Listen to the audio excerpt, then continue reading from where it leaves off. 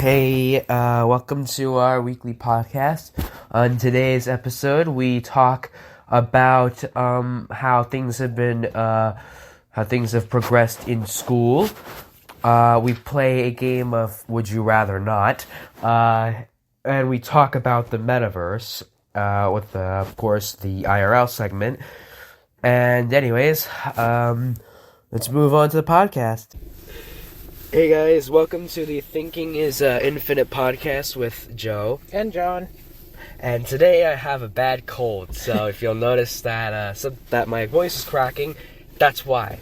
Well, it sounds like it's on the back end, right, Joe? You're not coughing or anything like that anymore. Yeah, I'm not doing that as much, but I'm still my voice is still cracking. All right, so we have a little horse Joe. Mm-hmm. And that's not a horse in neigh, but a horse is in sounding of a voice, right, Joe? Yeah, I guess. So, Joe, in our first segment, we always talk about, the special needs component, and we talk about some of the things you had to overcome. And for anyone who's new to listening, Joe is an autistic teenager, and a lot of the focus we have on the show, on at least every episode, is we talk about some of the special needs, some of the challenges Joe may have had, and some of the things he's done to overcome them. And Joe, why don't you talk about the topic that we were going to discuss today? The topic that we're going to discuss is actually how I've kind of been handling school. This is a bit different. We're talking about the how I've kind of had like aides throughout the school. Yeah, Joe, in the early years, you had aides that walked you around the school, right? Yep. And would they sit next to you or sat in the front of the class while you were in the actual class? I think they would sit next to me, or at least some of them, but others would they would sit in the back of the class like later on, but... And that was the early years, right? Yeah, I remember that. And through junior high, right? Yeah, even then they still had aides, and it wasn't until 9th grade when I finally got rid of aides entirely. But now, how has that change been as you've gotten to the point where you're doing this on your own? So this has been your second year of school that you haven't had an aide that has walked you around the school and helped you out. How are you feeling about that? Well, I'm actually feeling pretty good about it. I kind of have I've been kind of due to the math classes. I can I can ask questions, I can, kind of do things I can ask the teacher for help, I can communicate my thoughts pretty well. So I've kind of adapted to being without an aide there. How's it been in the little things like, the locker and opening up and closing up your locker? Have you had any problems with that, or have you had any problems with trying to get from one class to the other on time and organizing your day like that? Well, last year we didn't have lockers, so that wasn't really an issue, but this year I haven't really been using mine. But yeah, opening and closing is not really that big of an issue, nor is really getting from class to class. Really, it's like a square. Mepham is kind of like a square, and they have odd hallways, and one half the square is odd, the other half the square is even. So it's kind of weird to get around, but I have been kind of getting used to that pretty quickly. Now, have you felt good about being on your own? Is this something you transitioned well to, or do you feel like you would be best with someone to help you out? I've actually transitioned very well into not being with an aide or someone to guide me.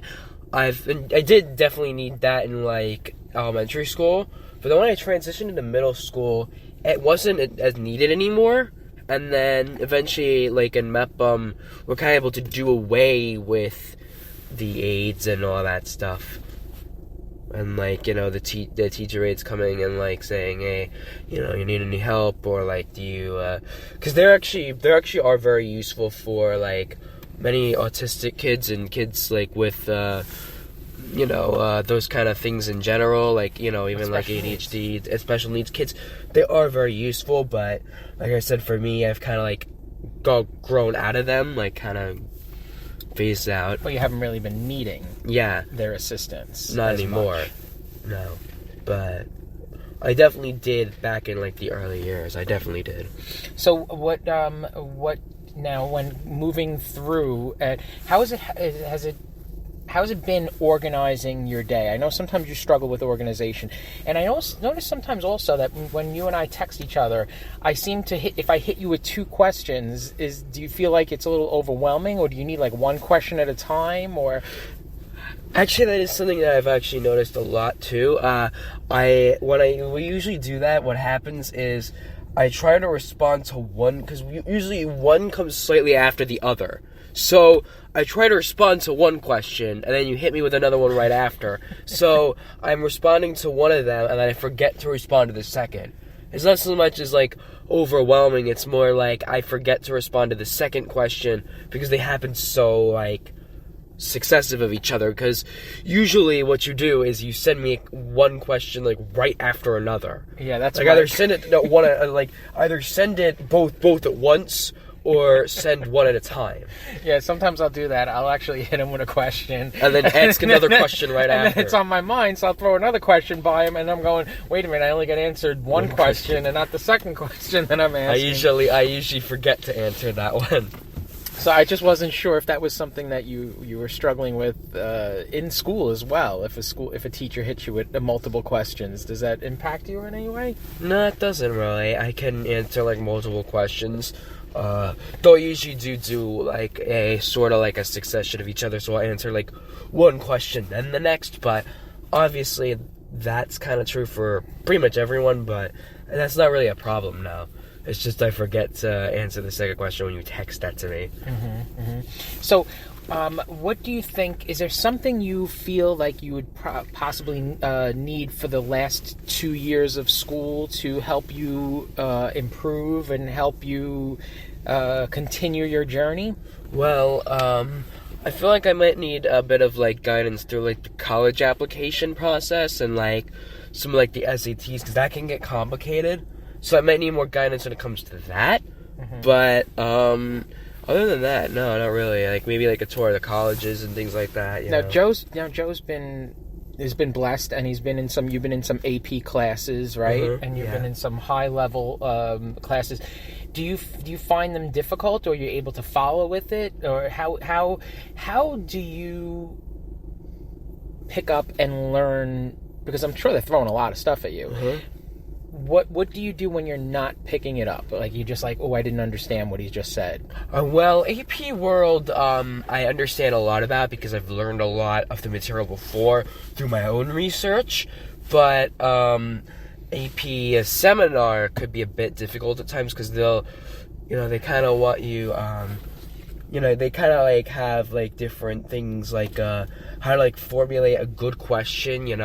That's something I kind of struggle with, because what I'll do is I'll form a question, but it's not always like the best you could make it, due to the fact that it's usually not detailed enough. Mm-hmm. And like thorough enough to actually like research into it.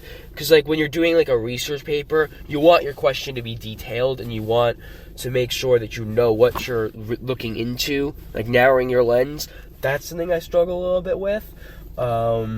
But yeah, it's been pretty well through my AP courses. What grades do you have been do? high. I know your grades are doing well, but when you have because it's impossible to sit through every class and understand everything 100%, right? Not really, no. So, what do you find?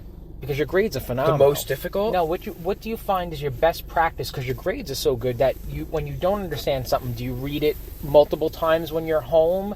I mean, I'll usually read it when I get home. Yes, I'll usually go when I get home. I'll read it again, and then kind of try to look at like the answer that they give me and see for myself a pattern that occurs with those answers.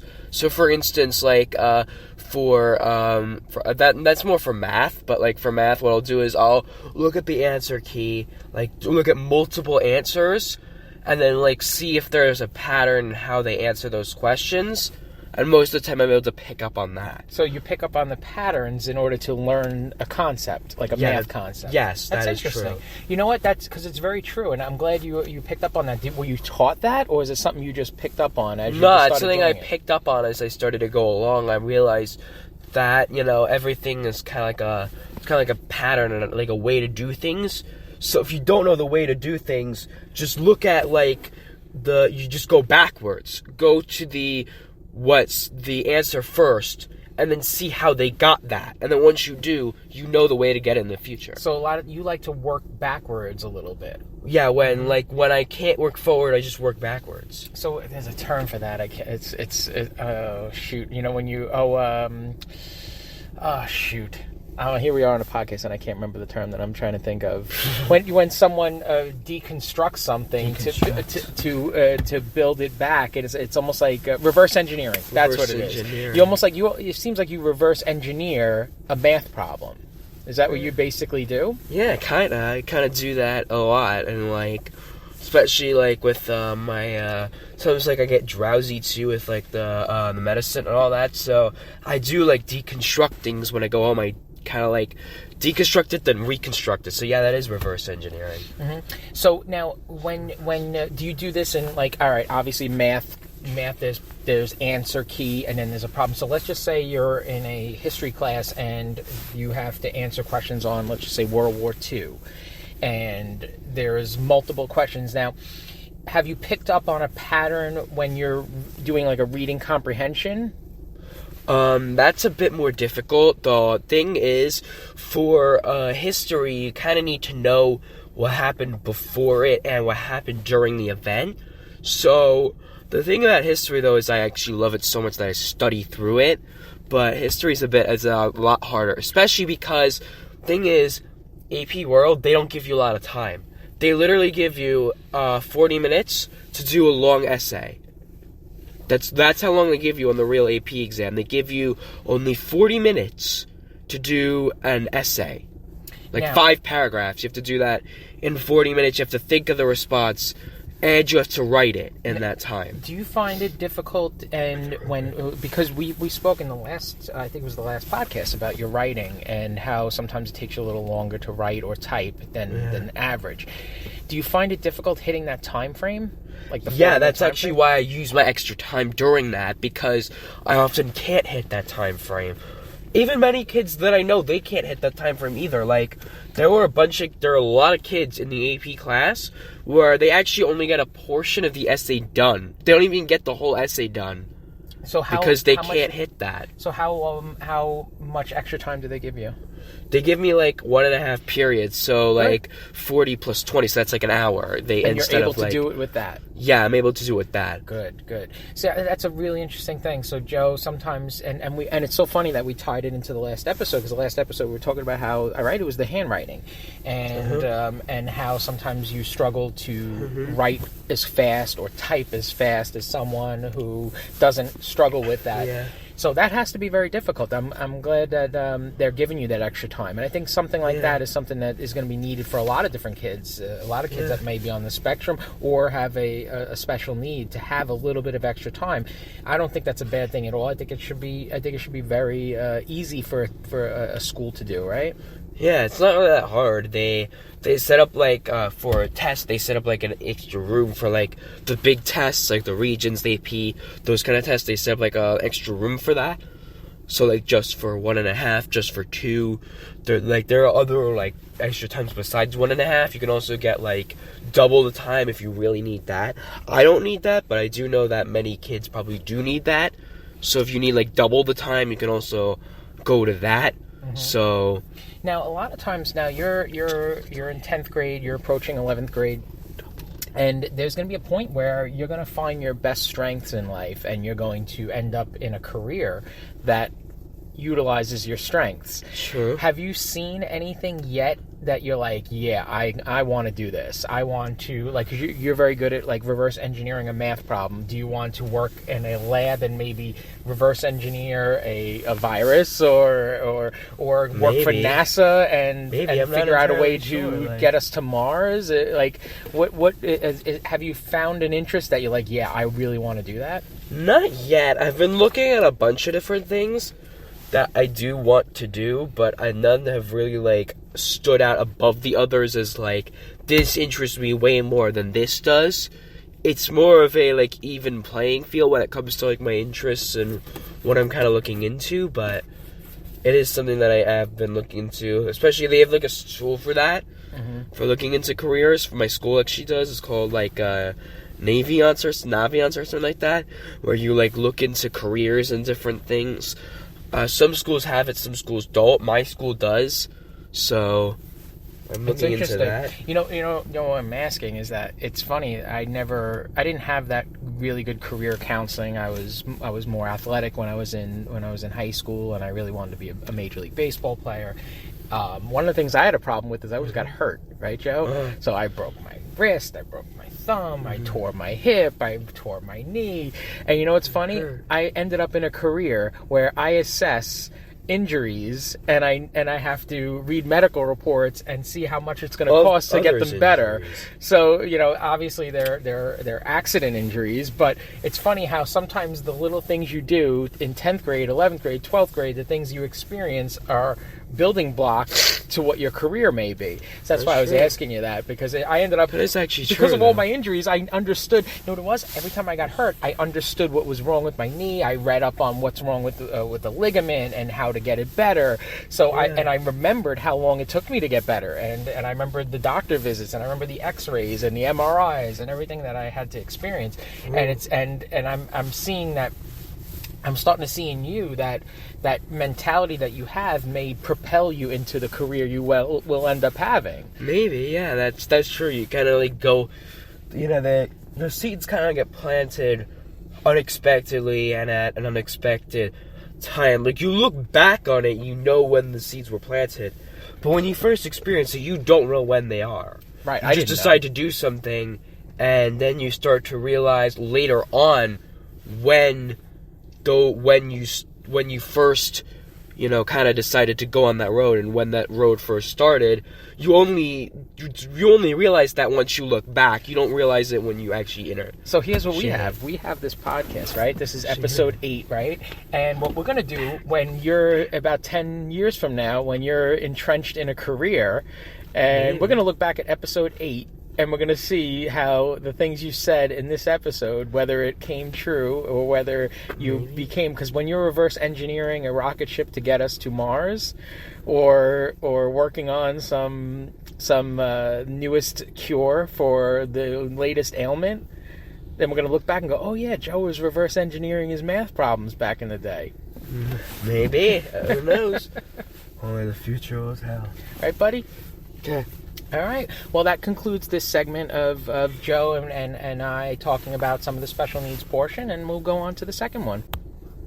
Hey guys, welcome to our second segment, our Would You Rather segment. Would You Rather Not segment. We've done this a few times, and we have a lot of fun, and we're going to do another one right now. And let's just, for anyone who's new to the podcast, here's what we do. Explain the rules. I throw Joseph 2 scenarios, okay? 2 not fun scenarios, 2 bad things, 2 things you do not want to happen to you or do not want to happen around you, okay?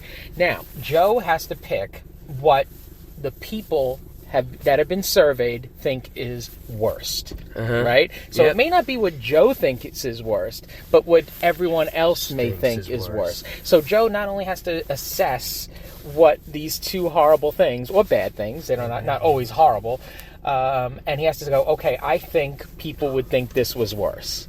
Right? It's kind of like you're guessing what other people think, not what you think. And each one of them has a score. So after I reveal to Joe the 2 options, he's going to pick out which one he thinks is worse. Okay. And then we're going to score it, and we're going to do it 3 times. So here we go. Now, the first time, Joe had 1 right, 2 wrong. Yeah, and then the last time I had 3 you right had all and 0 3 wrong. correct. So you really kicked butt the second time. Not so good the first time, but really did great the second time. So this is the 3rd time we're doing this. So let's see what you got, okay, Joe? Let's do it. Are you ready? Let's do it. You are ready right now, right? Yep. Okay, now, the first one is getting your tongue stuck to a frozen flagpole. Well, yeah, that's got to be bad. Now, did you ever see A Christmas Story?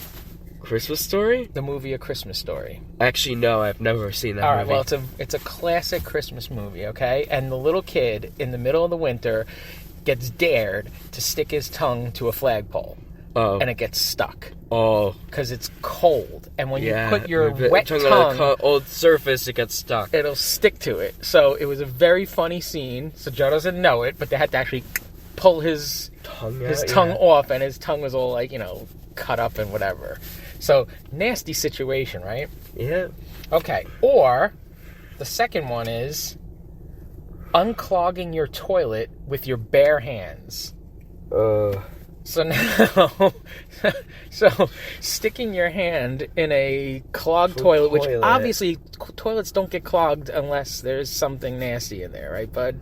Probably not now. All right, so what do you think is worse for the general public, okay? First of all, you could think about what would be worse for you. Would it be getting your tongue stuck to a frozen flagpole or unclogging a toilet with your bare hands? Probably unclogging the toilet, but let's see. Now that could be very well. That could be very well. That could be very well with the other people. I know, but I gotta think about other people. Right. First of all, people don't like to get stuck to things, but I also feel like people would be way too afraid to actually go to a toilet, like especially a public toilet. Especially if it's a public toilet, like a gas station, restaurant, or whatever, and actually unclog it with their bare hands. That sounds so nasty. I don't think most people would probably go with that. All right, that's your answer then, right? Yep. All right, Joe. So these numbers were very close. I only give you close ones. Yeah, okay? I know. I do know that. I do not lob a nice easy one for you. I do know that. Okay, so Joe. Unclogging a toilet. Now, the misery index is 1 to 100. 1 to 100. 100 being the worst. The 100 is like getting your legs chopped off. Things like that. That's like the worst. Or like things getting burned. Or getting burned on a steak. Those kind of things. Right. So. And then the one is like, that one is like a stub your toe. So. Joe, unclogging the toilet with your bare hands registers at 33.5. Okay. Getting a tongue stuck to a frozen flagpole is 28. So you were right. Joe has gotten 1 right and 0 wrong. So he's starting off pretty hot. Yep. You are now, 4 out of 4? Out of your last 4, I think you got all 4 of them right. Actually, I think the last 5, because I think you got the first 2 wrong. So you're on a nice little roll here, okay? Yeah. All right, second one. You ready? Yep. These numbers are close, okay? Okay. First one. Locked out of your house while naked. That's got to be embarrassing. So, now you're stuck outside your house. You're in all your glory, right? Yeah, that's probably, and you're also probably gonna get arrested by the cops. You may, right? Because how the heck? Why would you go outside if you're? I don't know. See, that's very bizarre. Because that means it had to be a really funny story to get you outside naked, and also get you locked out of your house while you're naked. Right. So, well, you have no place to put your keys. I guess not. Right. So, unless you put it up your butt. Oh. Up your butt. No. Nasty. Or being out without power for 4 days. No electricity. 4 days. So, now you got to remember, electricity. Your phone will end up dying after 4 days. Food. No TV. No refrigerator. So, both of these scenarios really stink. So, now being locked out of your house, now all your neighbors see everything, or be without power. Now, being without power stinks, but it's not the end of the world. You can read a book, you can find other things to do. That's true, but I feel like many people are way too obsessed with their devices nowadays. Or, more like, can't really get that refrigerator working, Especially, like, if you can't really get the refrigerator working, your cold food's gonna smell. Well, you eventually have to throw out food. After 4 days, you have to throw out food. Doesn't mean you can't find a meal. You could always go down the street to the store and pick out, or eat but something. If they're out of power too, then that's. Or you could eat things that are non-perishable, right? Not everything has to go in the refrigerator. So you can still but a lot of stuff has to go into the microwave and the oven too, and that's also gone. So yeah, so both of them are bad. This is a tough one. I'm not giving you easy ones, bud. Yeah, I know. This one is tough. Probably the naked one. I'd have to say that because that's just way too gross. I don't think many people would be willing to handle that. All right, so the answer, Joe, being naked outside your house while you're locked out, yeah, is 36.5. 28.5. That's it? A 4-day power outage Yeah. is 34. You got another one right. Ding, ding, ding. Number 2. So 2 out of 2. So already you've won. You've won the game for the week. Yep. But let's do the third one. The third bonus one. Now this is Bonus one. This is about, both of them are related to airline travel. Okay, so now you're sitting on a plane. Airline travel. So both of these, imagine yourself sitting on a plane. Okay. And imagine what would be worse. Okay. Or imagine what people would think that would be worse. Okay. Okay. So one is mid-air turbulence.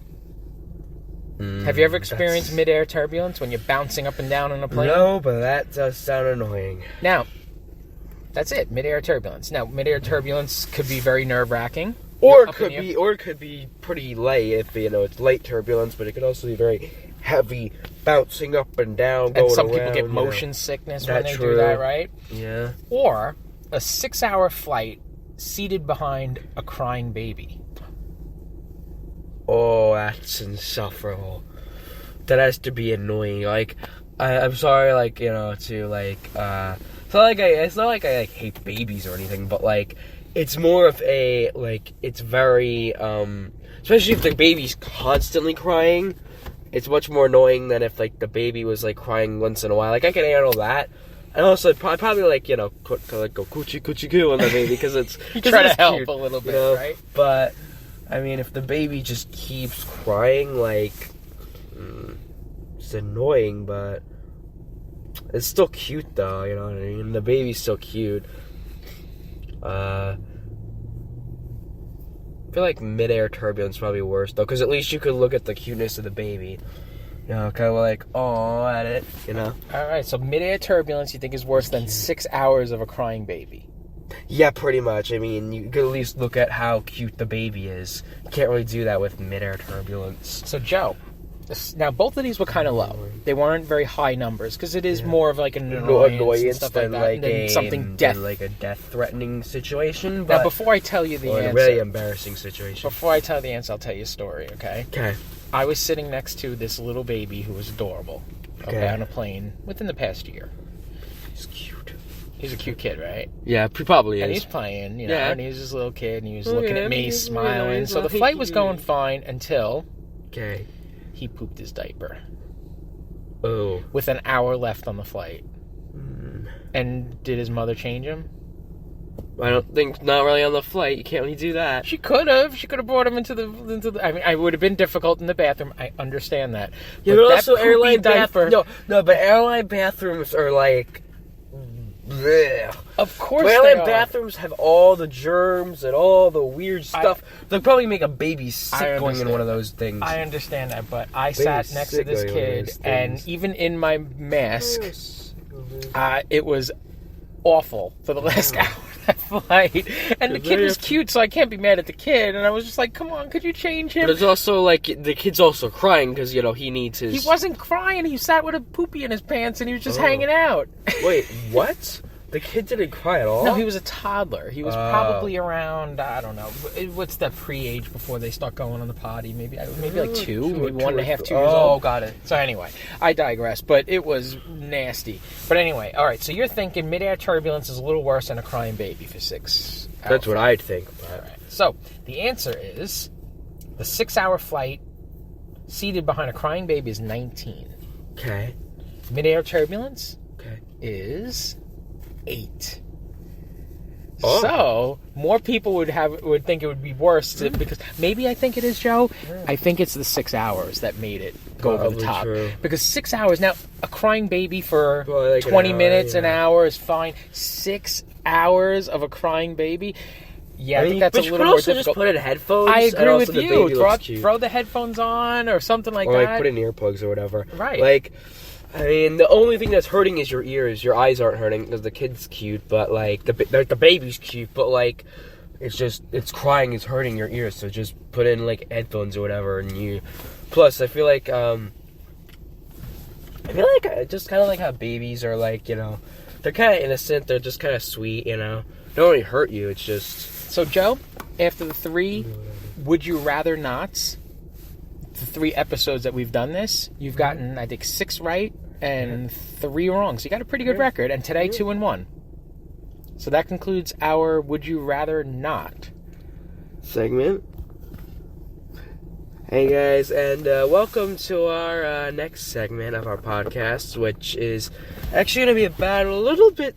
It's kind of relate to the last podcast we did. The last one we did, we talked about McDonald's partnering with IBM to automate their drive-thrus. We're going to stay on that topic. We're going to talk about the Metaverse, or the more like the Facebook Metaverse. Yeah, so I believe Facebook just recently, right, put out either a press release or a video, right? That they announced their name change to Meta. Oh, yeah. Now, tell me about... obviously, you looked this up, Joe. Yeah. Now, tell me what your thoughts are of this new Meta that they're trying Metaverse? to do. Yeah, what is it? What is Meta, anyway? What are they trying to do? It's like a VR, like, kind of reality type thing. It's pretty complicated. It's like this, like, VR world where you basically live your life in like a virtual reality. So, when you're like, you can kind of like play, like on a virtual reality headset, you could like play games and things. Sure. You could go to like work in like a virtual reality, and you could have like meetings, with your boss, like your real boss.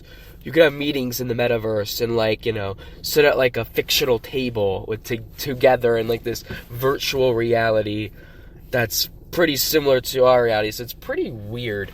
And it's also probably pretty good space for advertisers, too. So what do you think they're trying to do? So everyone's going to have their own little avatar or something like that, and they're going to... So now how are they going to incorporate the current version of Facebook, which is a social media platform, which what most of the adult planet has at this point, right? Has a profile.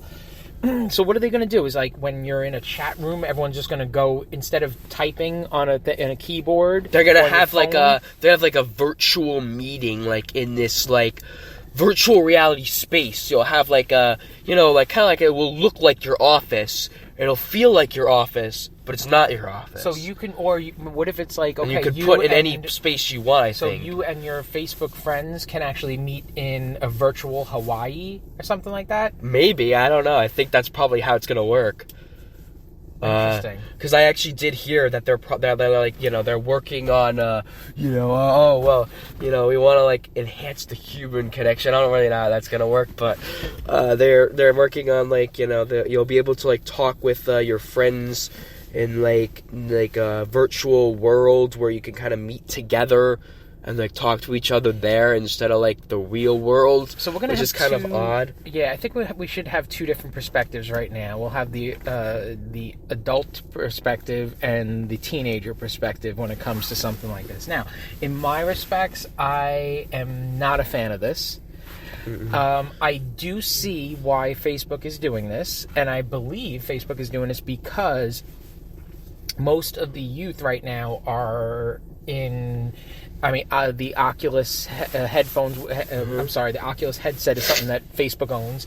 But also the platforms that kids are using right now, TikTok, Snapchat, Instagram, those kind of things. Which Instagram is owned by Facebook, but I do know that most kids right now are not really using Facebook as much as the other platforms. So, as Facebook right now, Facebook almost has to evolve in order to continue to grow. And I know a lot of people are frustrated with Facebook. I'm myself, as soon as a viable platform is out there, I'm off. I'm out. I really don't particularly care for Facebook anymore.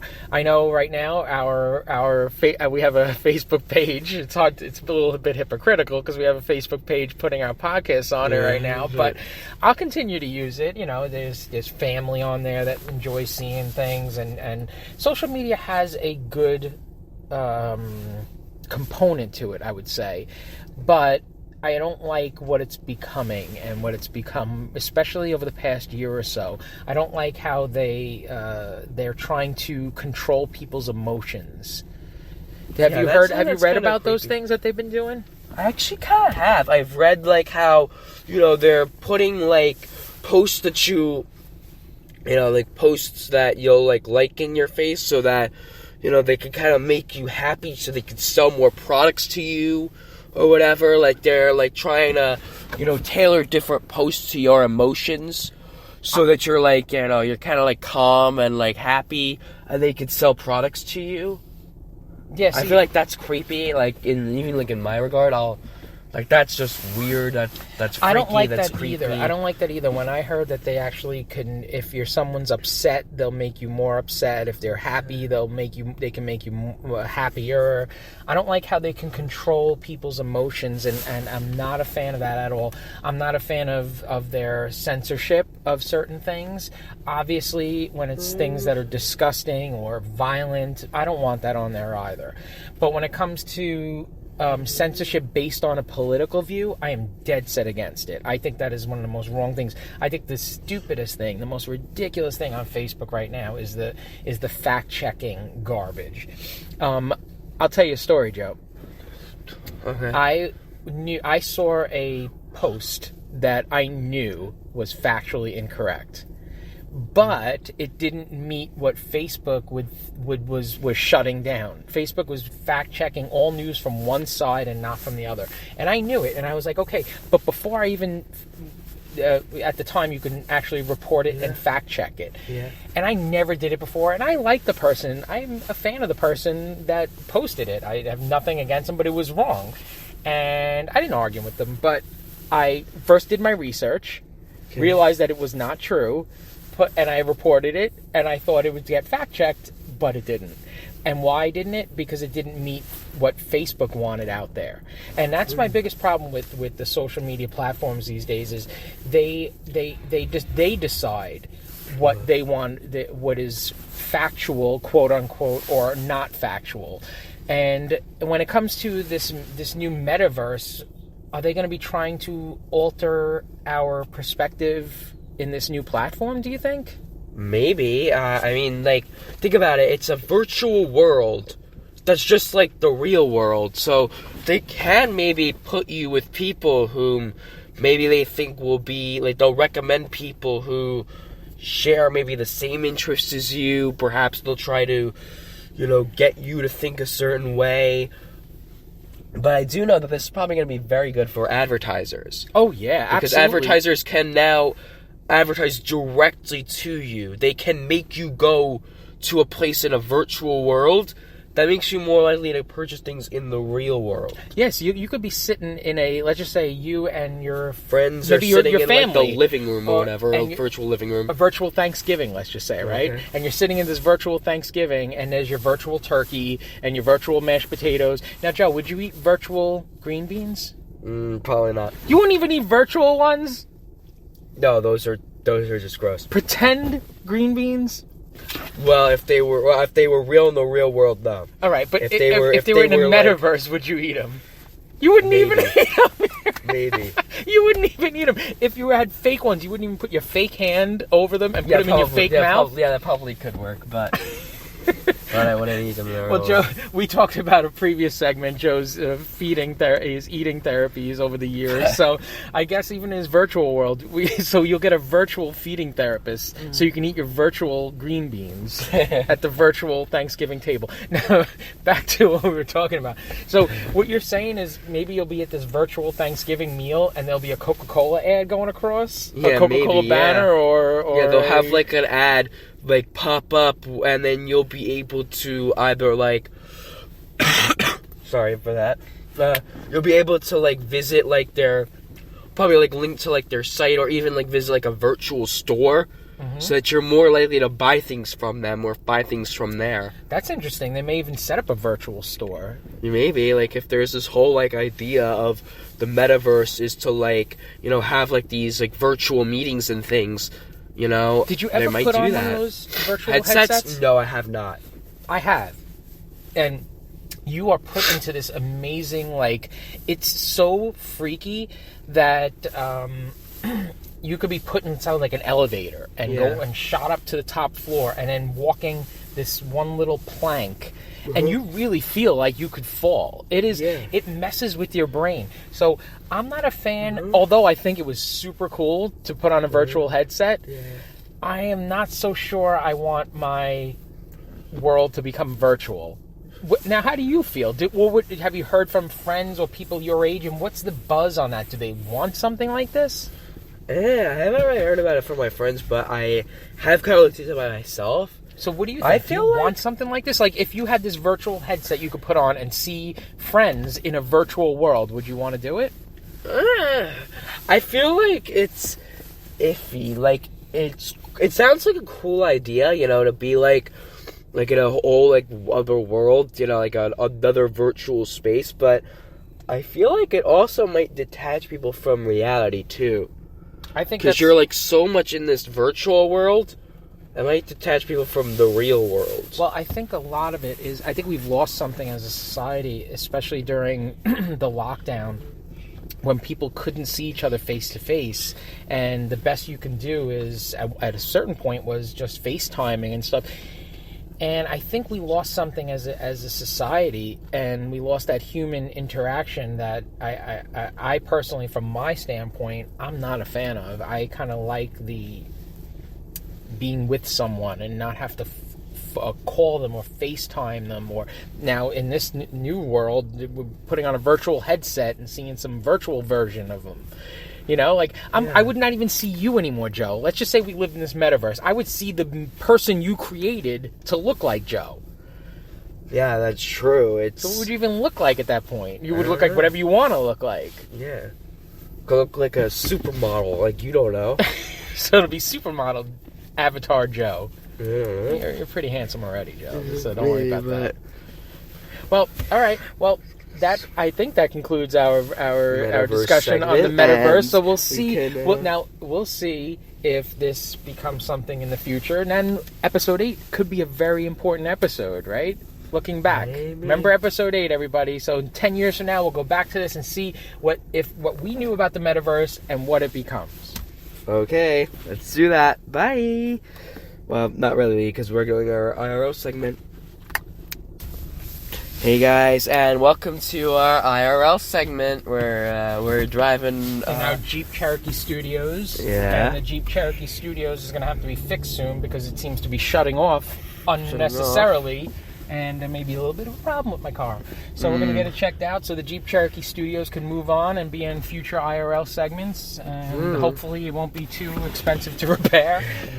But Joe, one of the things I'd love for us to start doing is getting guests. And I encourage Joe, and we didn't get a chance to do a post on Facebook, but if you are someone who has worked with special needs, have a child with special needs, or someone with a special need that would like to contribute to our podcast, let us know. Please let us know, because we love to start getting guests on our little engine that could podcast. What do you think, Joe? I think that's a great idea because it could allow us to engage more with the special needs community and allow us to grow in that regard.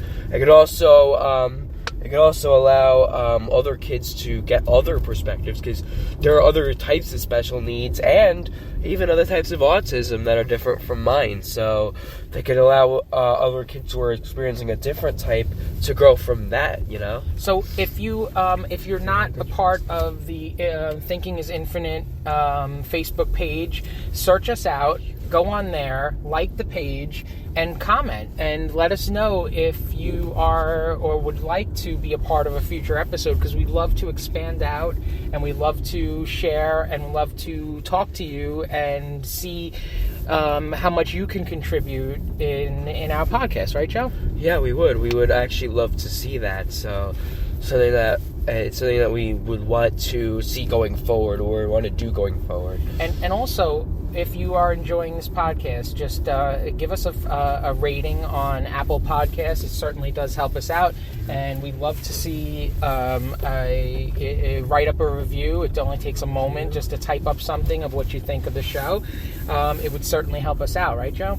Yeah, it would, because it helps the whole algorithm thing. Apparently how it works is you need more reviews, so we do need reviews going in. So if you guys do like this podcast, just make sure to leave us a positive review, or even like a negative review could help with criticism and how we could kind of do better in that regard.